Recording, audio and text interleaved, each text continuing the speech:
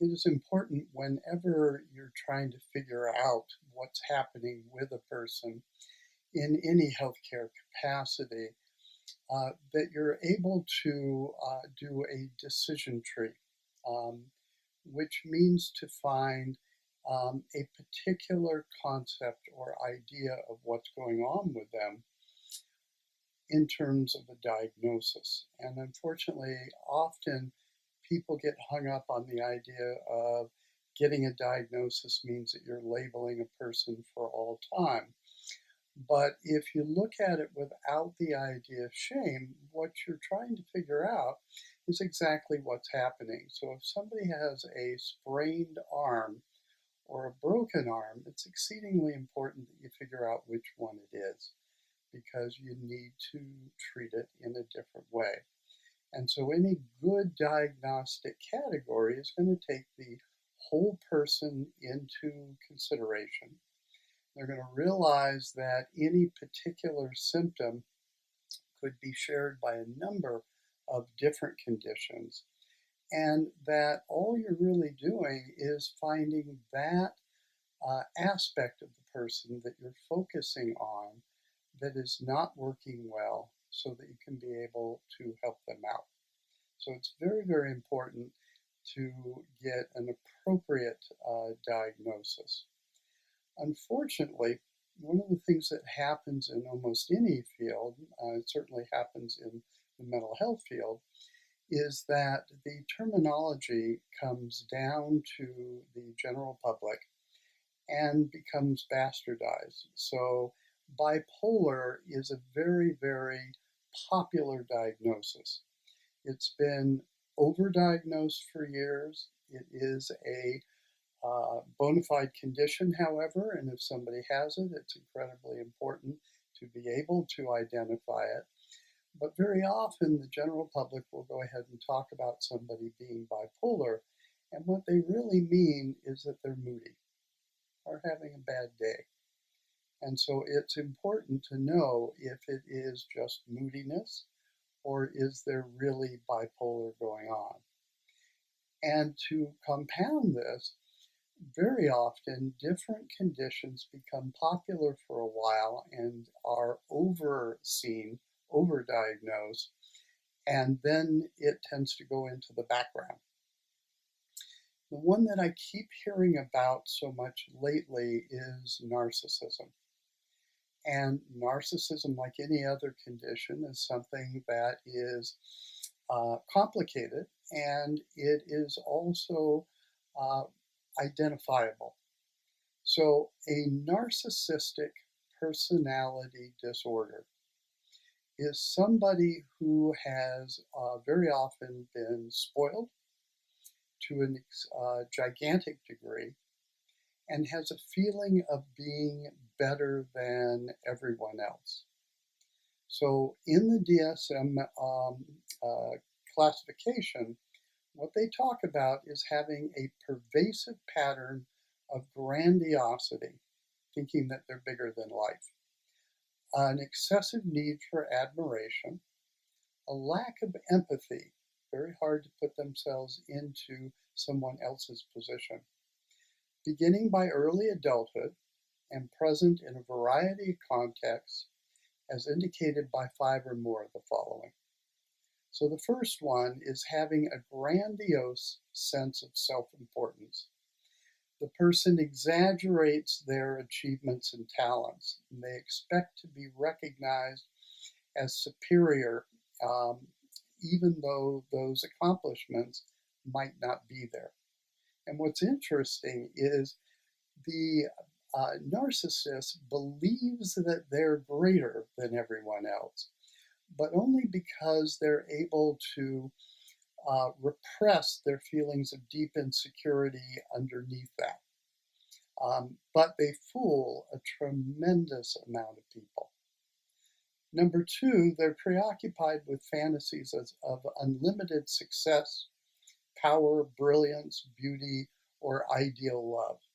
So they have a perfectionistic attitude and think that they are worthy of anything. Number three, they believe that he or she is special and unique and can only be understood by special people. There are no special people. We are all pretty regular, and we are pretty limited in what we can do. We see a very small spectrum of the possible light spectrum. It's a wonder we can chew gum and walk at the same time. So nobody is all that special. Number 4, they require excessive admiration. They demand it as their due. 5, they have a sense of entitlement. They expect that they should have everything. And in a real sense, they don't recognize people as real people. They are something for them to have, an object for their own aggrandizement. Number 6, they're interpersonally exploitive. So they are abusive. They take advantage of others for their own needs. They don't really see the equal importance of all people. Number 7, they lack empathy. They can't put themselves in other people's position. They expect to be able to treat people poorly, and that the people should understand that that's normal and not a big deal, but they'll squeal like a pig if they get hurt. They expect an entirely different reaction from people. Number 8, they're often envious of others and believe that others are envious of them. Number 9, they are arrogant and have haughty behaviors and attitudes. If they have 5 or more of those, that's an accurate diagnosis of narcissistic personality disorder. However, there are plenty of people who are exploitive and selfish and self-centered for other reasons.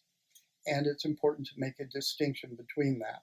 So one of the ones that I often see who are called narcissistic, but I don't think that it truly fits them, are people with attention deficit disorder. Now, there are 3 brains that we have. We have the rational brain here, and we have an emotional brain here, and we have an instinctual brain in the back of the brain. People with ADD have 40% of the blood and electricity that are drained from the prefrontal cortex.